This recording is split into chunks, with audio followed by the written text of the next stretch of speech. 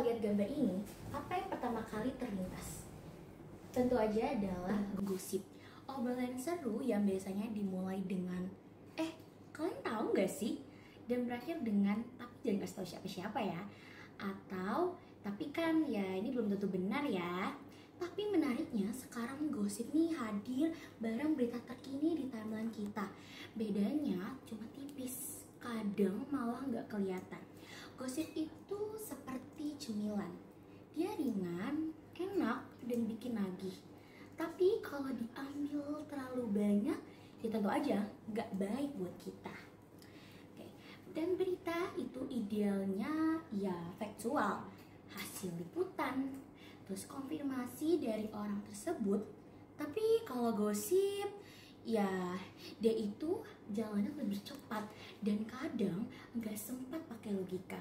Uniknya justru yang begini ini sering jadi trending dan cepat viral.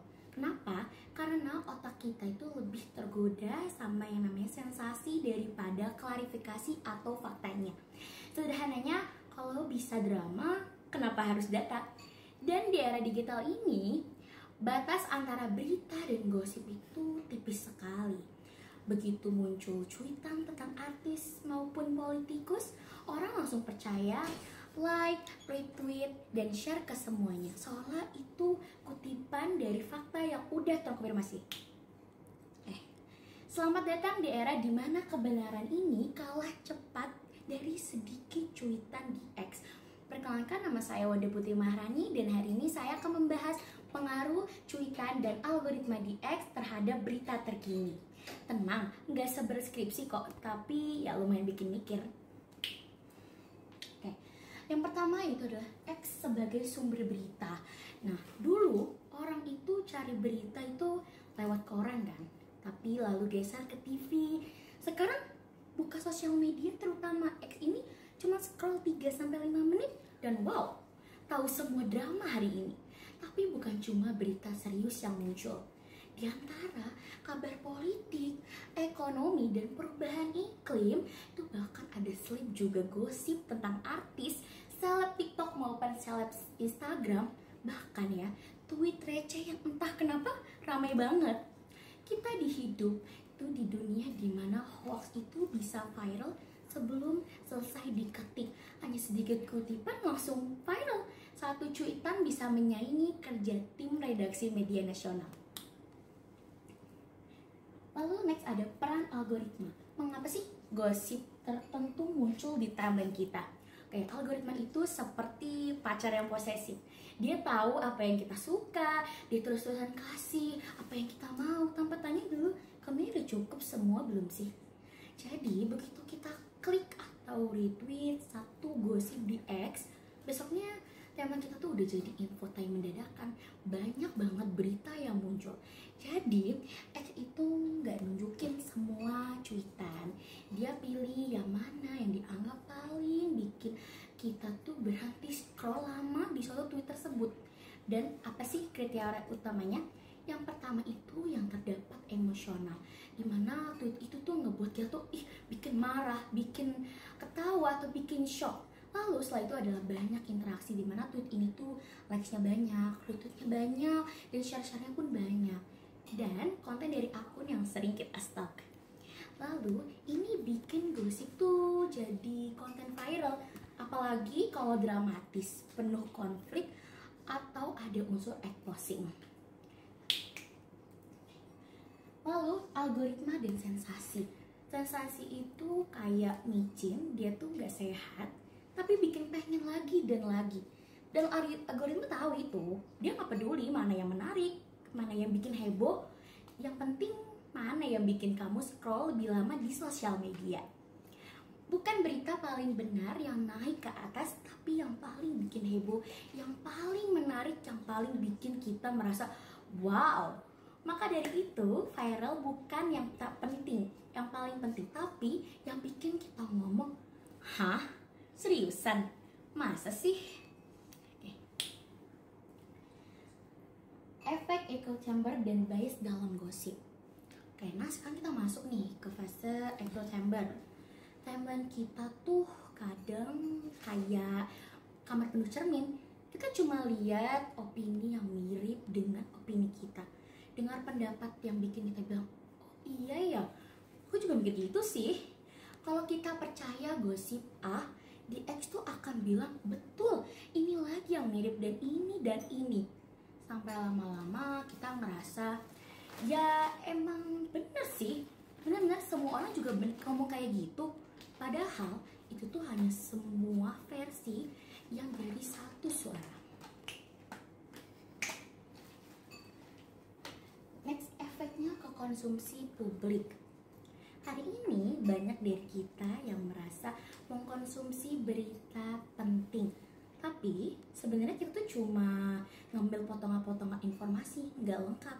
Kita baca satu tweet, 2 reply, terus langsung simpulin sendiri, dan kayak ngambil keripik, susah berhenti, tapi kita nggak benar-benar kenyang atau tahu apa yang sebenarnya terjadi. Jadi kita tuh cuma ambil potongan-potongan informasi aja, tapi kita nggak tahu itu benar atau enggak.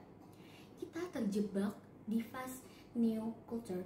Berita harus cepat, harus singkat, harus panas. Padahal kebenaran tuh butuh proses juga. Dia juga butuh klarifikasi, dan kadang kita harus diam dulu sebentar. Psikologi, kenapa kita suka gosip di X? Karena tentu aja gosip itu enak dong. Otak kita suka cerita yang dramatis, penuh konflik, apalagi kalau ada plot twistnya.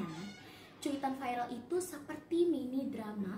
Beberapa tweet aja di X tuh udah bisa bikin jutaan orang tuh terbakar emosi. Udah langsung, oh iya bener nih, kita langsung bener-bener sensasinya langsung meningkat.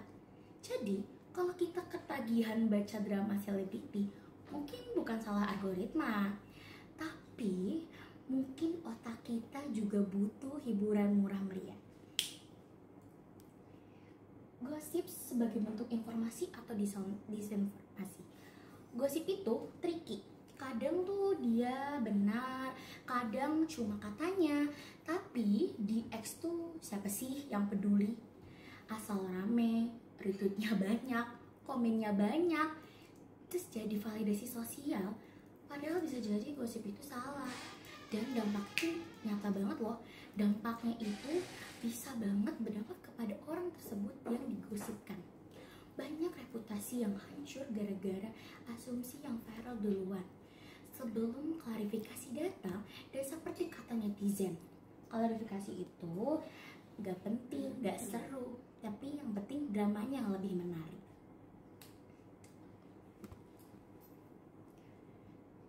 Budaya konsumsi instan, kita baca headline bukan kebenaran. Hari ini orang tuh lebih banyak baca judulnya dulu daripada isinya.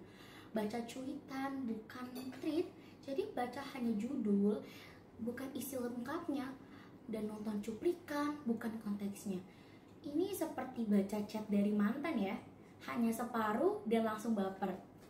Kita harus sadar bahwa gosip ini jadi berita bukan karena valid, tapi karena viral. Maka yuk, jadi jangan jadi penyebar yang cepat, tapi jadilah pembaca yang cerdas.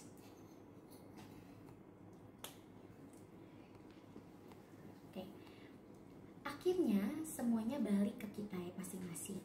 Mau dikendalikan algoritma atau kita yang pegang kendali? Mau konsumsi berita atau ngambil drama? Scroll dengan akal sehat, bukan emosi. Like dengan logika, bukan euforia. Kita bisa pilih jadi netizen yang julid atau netizen yang cerdas. Yap, tentu aja yuk jangan jadi netizen yang julid, tapi jadi netizen yang cerdas, yang menerima berita dengan benar sesuai fakta, agar kata-kata yang kita sampaikan itu lebih terukur, berbobot, dan mengedukasi, bukan menghakimi. Jadi kita memang harus terus saja memfilter berita yang kita dapatkan, karena jika kita menerima berita yang hoax, itu bisa juga mendapat kembali kepada kita. Itu bisa sangat buruk pada diri kita juga. Sekian dari perbincangan yang telah saya bawakan dan jelaskan tadi. Semoga bermanfaat. Semoga kita semua bisa menjadi pengguna sosial media yang lebih baik. Sekian, terima kasih dari saya. Bye-bye.